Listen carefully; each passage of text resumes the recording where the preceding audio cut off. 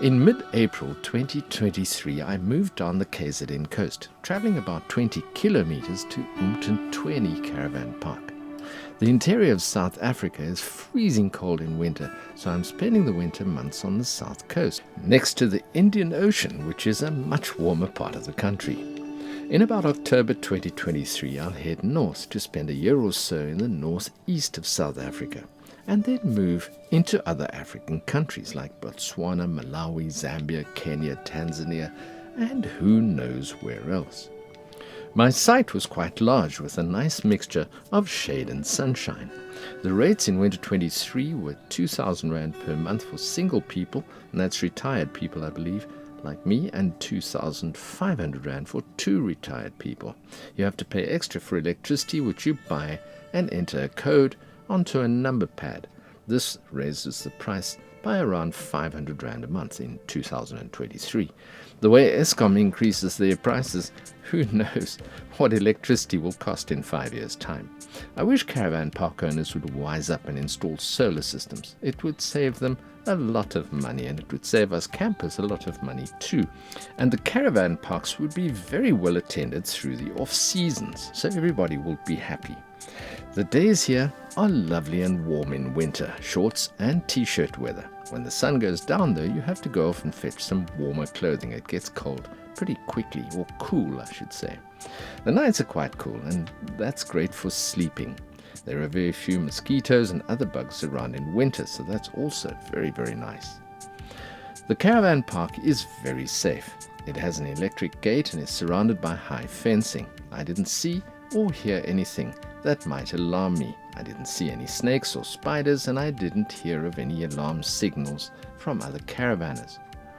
The park is right next to a very busy road, and while this is very convenient, the road is very noisy.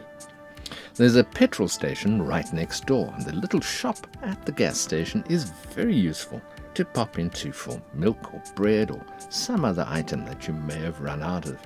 There are plenty of liquor stores in the area. The park is pet friendly, and there was no extra charge for my cat. There are peacocks and a small horse in the park, and the monkeys come around every day, and generally there's a very pleasant atmosphere here. The river is very shallow. There are no fish to catch. A chap with a fish finder on his canoe told me that he saw one small fish on his fish finder travelling from the river mouth to quite far up the river. But the river is pretty, with plenty of bird life, and is a lovely attraction. There's a swimming pool at the top of the park, which will be very useful in the warmer months.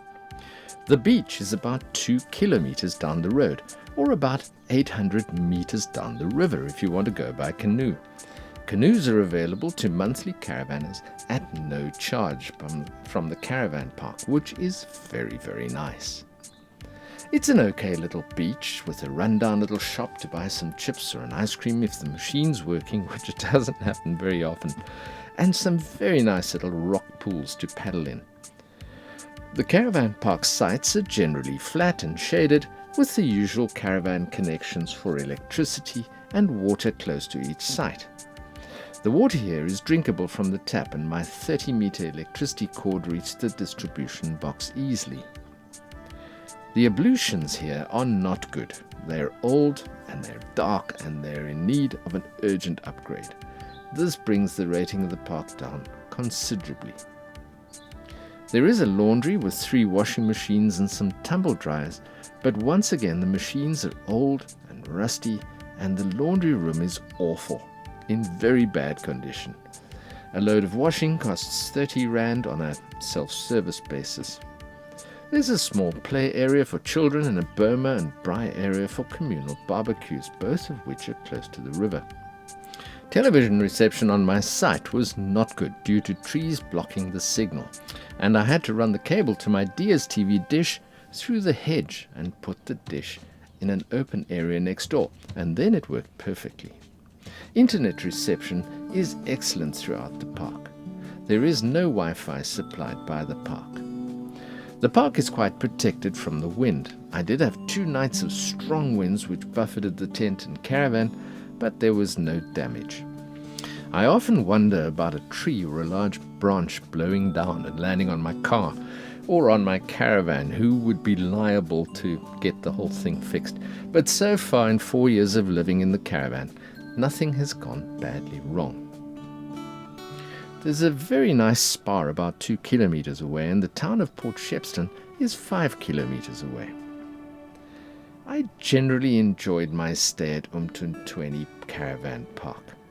Unfortunately, my neighbor, a guy called Peter, was the local gossip. He ran off and reported everything to the park manager, and he wasn't averse to making up lies or twisting the truth just for a little bit of excitement in his life, if there was nothing else to report.